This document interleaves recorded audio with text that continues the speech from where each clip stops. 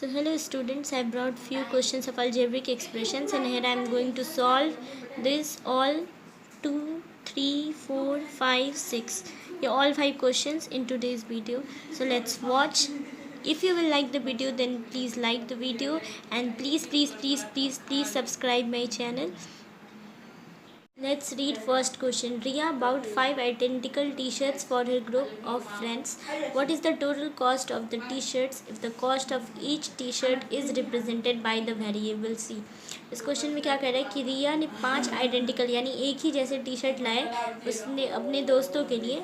Total cost कितना हो जाएगा टी शर्ट का अगर हर कॉस्ट ऑफ टी शर्ट को सी से रिप्रेजेंट करते हैं. Because here you are learning algebraic expressions and यहाँ पे जो क्वेश्चंस हैं वो वेरिएबल और कांस्टेंट दोनों के फॉर्म में सॉल्व होते हैं. तो वेरिएबल के फॉर्म में इसको जो तुम्हारा कॉस्ट ऑफ टी शर्ट है उसको किससे रिप्रेजेंट करना है, सी से रिप्रेजेंट करना है. वेरिएबल सी, वेरिएबल जो होता है वो कोई ना कोई अल्फ़ाबेटिकल जो लेटर होता है ए टू जेड के बीच में. तो यहाँ पे हमको वेरिएबल पहले ही बता दें कि सी वेरिएबल लेना है. तो क्या फाइंड करना है, total cost of T shirt. Let cost of T shirts be represented by C. तो किसी एक टी शर्ट का कॉस्ट जो है वो हम सी से रिप्रेजेंट करेंगे. तो cost of 5 T shirt, 5 identical T shirts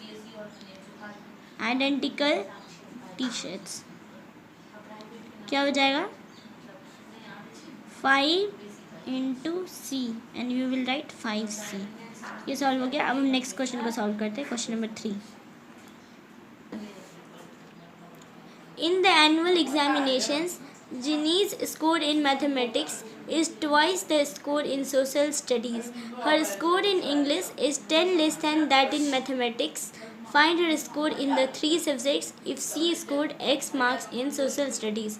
तो क्वेश्चन क्या कर रहा है कि एनुअल एग्जामिनेशन में जिनी का जो स्कोर था मैथमेटिक्स में वो सोशल स्टडीज़ के स्कोर के ट्वाइस यानी दुगुना है. और हर स्कोर इन इंग्लिश में जो उसका स्कोर है वो मैथमेटिक्स के स्कोर से 10 कम है. तो जिनी का स्कोर कितना है तीनों सब्जेक्ट में अगर उसने एक्स मार्क्स स्कोर करा है सोशल स्टडीज़ में. ठीक है, तो फिर अगेन हम वेरिएबल एक्स के हेल्प से सॉल्व करेंगे. क्योंकि हमारा जो क्या होता है कि जब हम कांस्टेंट में सॉल्व करते हैं, अगर मानो यहाँ पे हमारा अलजेब्रिक एक्सप्रेशन की बजाय कोई नॉर्मल वर्ड प्रॉब्लम होता तो सोशल स्टडीज़ का हमें मार्क्स लिखा होता है यहाँ पे, पर वो नहीं लिखा हुआ है क्योंकि हम अलजेब्रिक एक्सप्रेशन के फॉर्म में सॉल्व कर रहे हैं तो हम इसको एक्स लिखेंगे. ठीक है, तो ये वेरिएबल तुमको एक्स लेने के लिए कह दिया है. Now we will solve the question. Let's marks in social studies be X. आगे हो रहा है कि तो एक्स तो मान लिया, फिर Jinny score in mathematics is twice the score in social studies यानी मैथमेटिक्स का स्कोर की. Then score in mathematics be 2 into X. क्योंकि सोशल स्टडीज़ का मार्क्स है एक्स और मैथमेटिक्स का मार्क्स जो उसके ट्वाइस है तो इसको कैसे लिखेंगे 2x. ठीक है, अब आगे एक और सब्जेक्ट का फाइंड करने के लिए इंग्लिश है. Her score in English is 10 less than that in mathematics. Mathematics में इसका जो स्कोर था इंग्लिश में उससे 10 कम आया है. ठीक है, तो इंग्लिश का स्कोर कैसे रिप्रेजेंट करेंगे. Then score in English be 2x minus 10. ठीक है, ये सॉल्व हो गया है. इसका x एंड ये इतना ही हमें करना है इस क्वेश्चन में और कुछ नहीं करना है. इसका इंग्लिश का स्कोर कितना हो गया 2x माइनस 10. इसलिए कुछ भी एक्स्ट्रा काम नहीं करना है, इतना करके छोड़ देना है. ये क्वेश्चन सॉल्व हो चुका है. अब हम 4th नंबर क्वेश्चन बनाएंगे. ठीक है, 4th क्वेश्चन में क्या कह रहा है कि the side of a regular hexagon is denoted by S, यानी एक साइड का जो कितना है, इस एक साइड का जो लेंथ है वो किसको रिप्रेजेंट कर रहा है, किससे रिप्रेजेंट कर रहा है, एस से रिप्रेजेंट कर रहा है। तो पेरीमीटर क्या होगा इस पूरे फिगर का, पेरीमीटर क्या होता है, लेंथ ऑफ साइड्स, यानी टू पूरे साइड्स के मिलाकर जो पूरे साइड का लेंथ होगा उसी को किसी फिगर का पेरीमीटर कहते हैं। तो एक एस तो हमें बता ही दिया है, एस इसने बोला लेने के लिए। टोटल कितने साइड्स है इसमें, 1 2 3 4 5 6, हेक्सागन में कितने साइड होते हैं, 6। ठीक है, तो एस से एक साइड को रिप्रेजेंट करना है और बाकी हमारा जो फिगर है उसका पेरीमीटर निकालना है। तो इसको सॉल्व कैसे करें, let length of one side be S, then the perimeter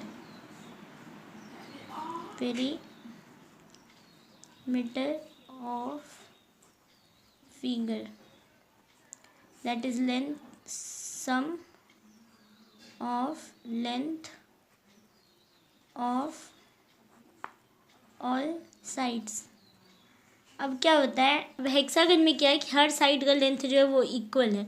ठीक है, तो अगर इसको एस माने तो इसको भी ऐसे ही मानेंगे, इसको भी ऐसे ही मानेंगे, इसको एस, इसको एस, इसको एस, एंड तब हम पेरीमीटर फाइंड करेंगे। तो एवरी साइड का जो हमारा जो लेंथ है वो ऐसी ही है, और सम ऑफ एस कितना है, एस है टोटल 6 बार एक्स लिखेंगे, एस लिखेंगे, S plus S plus S plus S plus S plus S, 1 2 3 4 5 6। तो अलजेब्रिक एक्सप्रेशन में इसको कैसे लिखते हैं, 1 S plus S plus S plus S plus S plus S. कितने टोटल एस हैं, 1 2 3 4 5 6, 6 है, तो यहाँ पे 6 एस। और हमारा ये क्वेश्चन भी सॉल्व हो गया। ठीक है, now let's move on to 5th question which is little bit tough. अब इसमें हमें एक ट्रायंगल फिगर को सॉल्व करना है। The length of the base of a triangle is 5 centimetre. Let us take the length of the other 2 sides that are equal as L. Express the perimeter of triangles in term of L. कह रहे कि एक side का length जो है वो कितना है, 5 सेंटीमीटर, और बाकी ये 2 साइड्स जिसका लेंथ जो है वो सेम है, इसको हमने एल से रिप्रेजेंट किया है। तो ये फिगर का जो है वो पेरीमीटर क्या होगा। तो इस क्वेश्चन को कैसे सॉल्व करेंगे, आइए सॉल्व करते हैं। Let the length of other 2 sides be L, then length of base is equal to 5 centimeter, which is given in the question. Then perimeter of figure, then perimeter of figure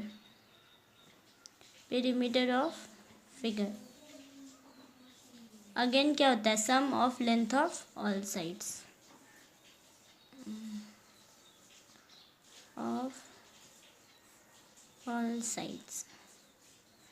क्या हो जाएगा, सम of length है तो ये 5 centimetre ये base का हो गया, और दोनों साइड जो है वो सेम ही है क्योंकि आइसोसेलेस ट्रायंगल है। ठीक है, तो एल प्लस एल तो कितना हो गया, ये 5 Saint,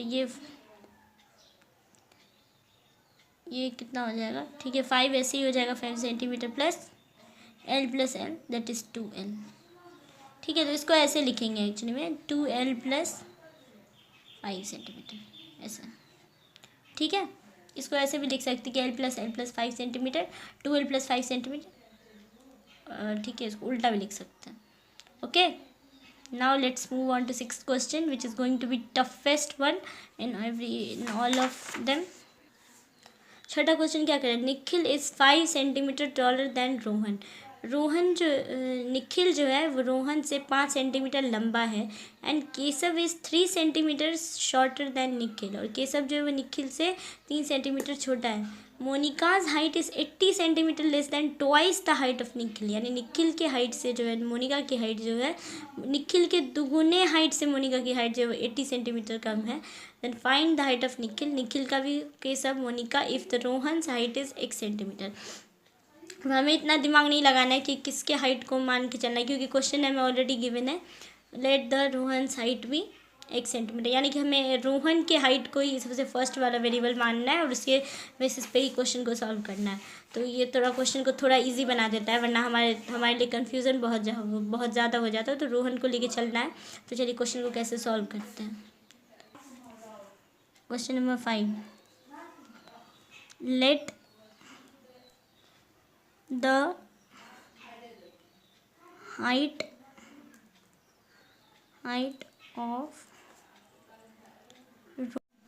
let the height of Rohan be x centimetre. Okay, फिर आगे क्या कह, निखिल की हाइट जो है रोहन से 5 सेंटीमीटर टॉलर है। तो चलो निखिल की हाइट को भी लिख देते हैं। Then height of Nikhil be x plus 5 centimetre. और आगे कर रहा है and Keshav is 3 centimetre shorter than Nikhil, यानी केशव की हाइट जो है वो निखिल से 3 सेंटीमीटर कम है।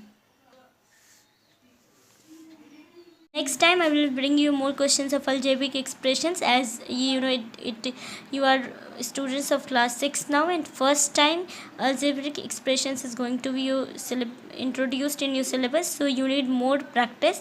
So I'll bring more questions of algebraic expressions. So again, please if you will like the video, then please press the like button, and please subscribe my channel. Please click the bell icon, so I will post more videos again.